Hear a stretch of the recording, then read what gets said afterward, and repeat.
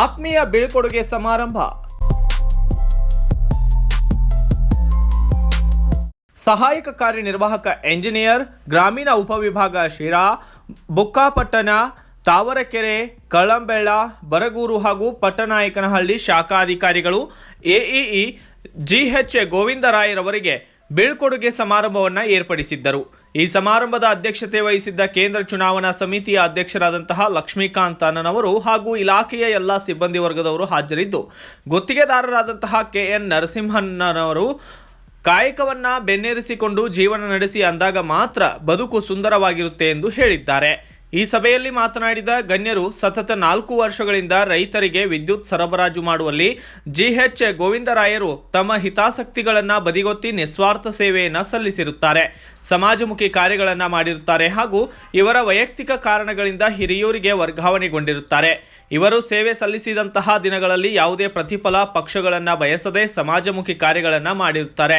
ಕಂಪನಿಗೆ ಕಟ್ಟಿಬದ್ಧರಾಗಿ ಕರ್ತವ್ಯ ನಿರ್ವಹಿಸಿರುತ್ತಾರೆ ಎಂದು ಅಲ್ಲಿ ನೆರೆದಿದ್ದಂತಹ ಪ್ರತಿಯೊಬ್ಬ ಗಣ್ಯಾತಿ ಗಣ್ಯರು ಸಹ ಅವರನ್ನ ಈ ಮೂಲಕ ನೆನೆಸಿಕೊಂಡಿದ್ದಾರೆ.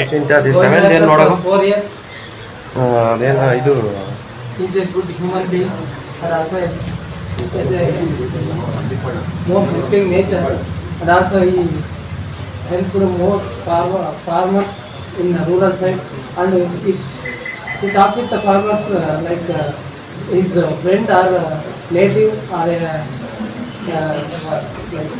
his brother, like that good quality is very thankful to him, and also the future of Govindaraya sir will be more brighter than this. ಕಾಯಕವೇ ಕೈಲಾಸ ಎಂಬಂತೆ ಕರ್ತವ್ಯವೇ ದೇವರು ಎಂದು ತಮ್ಮ ದಾರಿಯಲ್ಲಿ ನಡೆದು ಮುಂದಿನ ಪೀಳಿಗೆಗೆ ದಾರಿದೀಪದಂತಾಗಿದ್ದಾರೆ.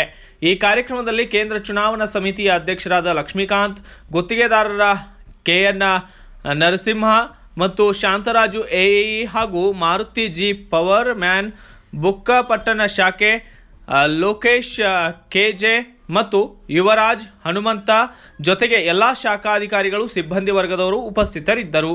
Bureau report, YKCB Rangaiah, Kannada Janashri news, Tumakuru. ಪೂರ್ತಿ ಸುದ್ದಿ ಅಥವಾ ಸ್ಪೆಷಲ್ ವಿಡಿಯೋಗಳನ್ನು ನೋಡಲು ಹಿಂದೆ ನಮ್ಮ ಕನ್ನಡ ಜನಶ್ರೀ ಯೂಟ್ಯೂಬ್ ಚಾನೆಲ್ ಅನ್ನು ನೋಡಿ, ಜೊತೆಗೆ ಲೈಕ್, ಶೇರ್, ಸಬ್ಸ್ಕ್ರೈಬ್ ಮಾಡುವುದರ ಮೂಲಕ ನಮ್ಮನ್ನು ಪ್ರೋತ್ಸಾಹಿಸಿ.